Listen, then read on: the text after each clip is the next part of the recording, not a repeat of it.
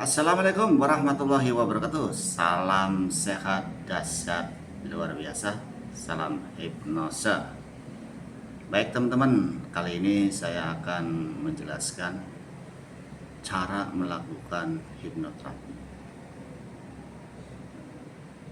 Hipnoterapi adalah upaya terapi menggunakan keilmuan hipnosis.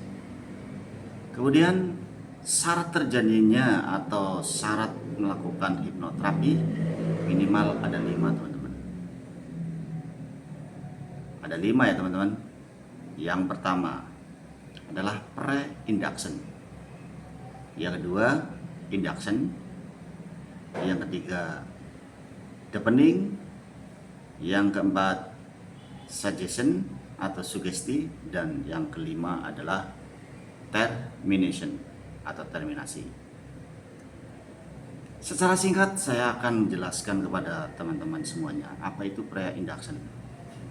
Pre-induction adalah satu langkah awal upaya untuk saling ngeklik ya, saling memahami, saling mengerti, saling kerjasama, dan di dalamnya di pre-induction ini ada satu tes yang disebut dengan tes suggestibility,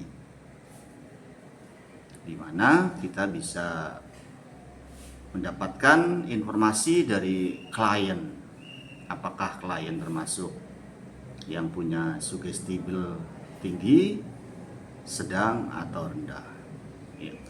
Nah, pre-induction ini berisi obrolan, informasi-informasi dari klien.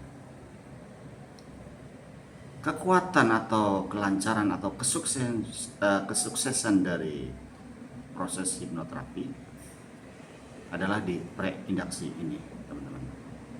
Jika pre-induksi atau pre-induction berjalan lancar, mulus, sangat dimungkinkan untuk tahap kedua, 3, 4, dan 5-nya ini juga akan berjalan lancar dan mulus. Yang kedua teman-teman adalah induksi atau induction, yaitu membimbing, memandu klien memasuki pikiran bawah sadar klien. Karena sugesti akan diterima dengan baik di tahap atau level pikiran bawah sadar seseorang. Caranya macam-macam.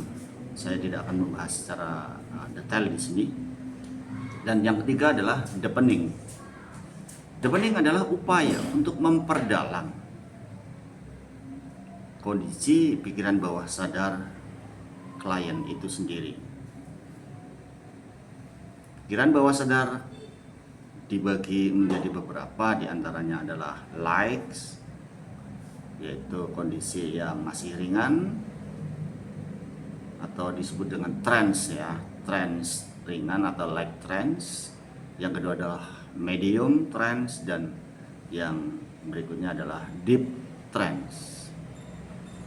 Nah, saat klien sudah memasuki trance atau kondisi hipnosis atau kondisi bawah sadar yang cukup, yang bisa digunakan untuk terapi, maka langkah keempatnya adalah suggestion atau sugesti. Inilah dari kekuatan hipnoterapi, karena kekuatan hipnoterapi ada pada penerimaan sugesti. Sugesti akan bisa diterima dengan baik jika tidak bertentangan dengan satu keyakinan dasar dari klien itu sendiri. Dan sugesti akan diterima dengan baik jika kondisi klien dalam keadaan trance atau hipnosa yang sesuai.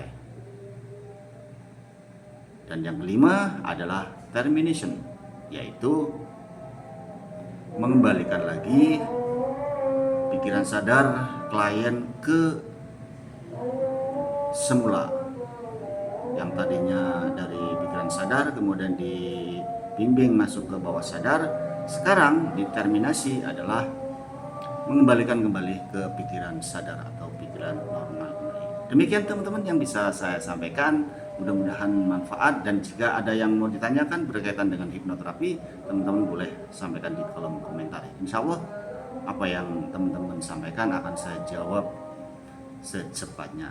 Terima kasih. Assalamualaikum warahmatullahi wabarakatuh. Bersama saya Hipnoterapi Tegal. Salam sehat jiwa raga, salam hipnosa. See you.